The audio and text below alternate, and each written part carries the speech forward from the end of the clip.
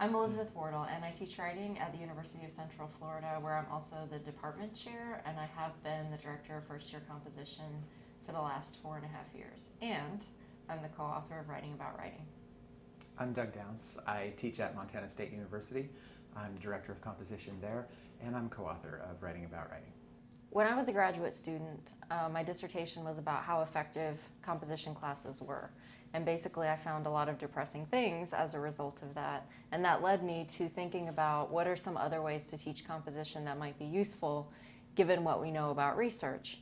And I had no intention at that point of ever writing a textbook, but one of the things that happened is that Doug and I met, we started talking about ways to teach composition from the research.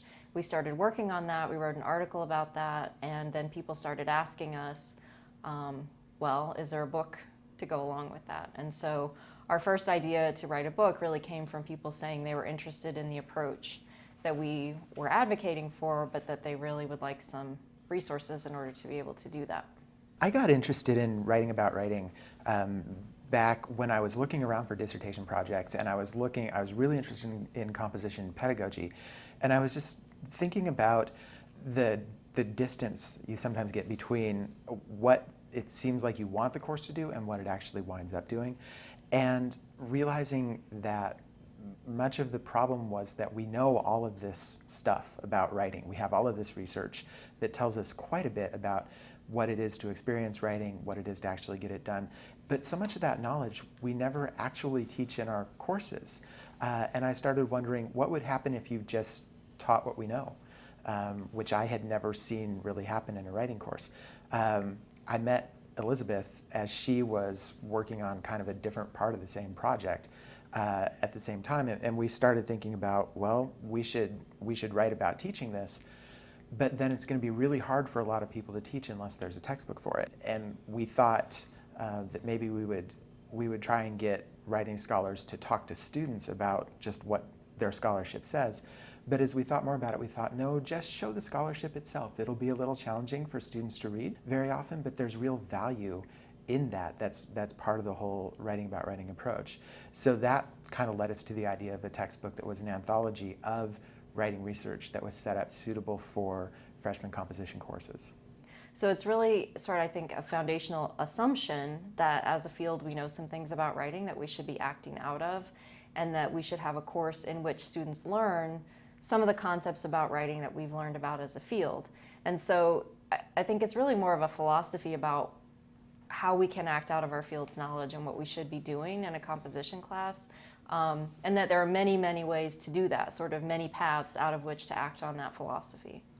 Writing about writing is using existing research on writing and using existing questions about writing as the main subject of a writing course. So instead of writing about, say, the environment or writing about social justice issues, those can all be pretty important to think about.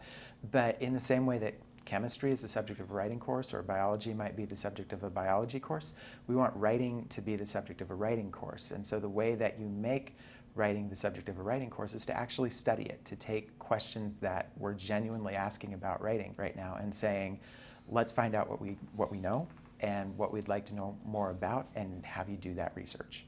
I think Doug and I have always been surprised by the response to first the idea that writing studies should be the core of a composition class, and then also to our attempts to put together a book that acted on that.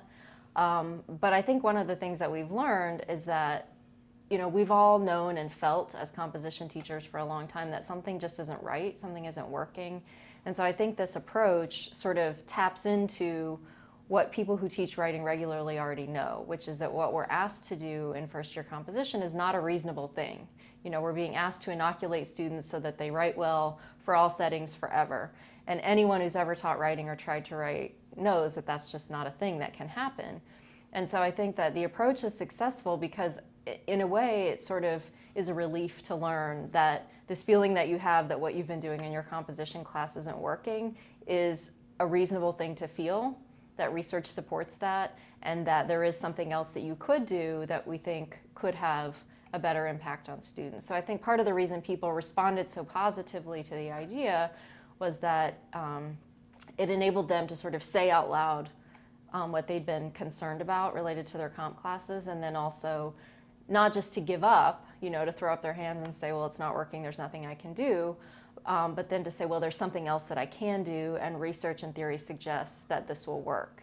And then I think one of the reasons the book has been successful is that it really scaffolds very carefully how to do this thing with students, because what we're saying is that students can learn these difficult threshold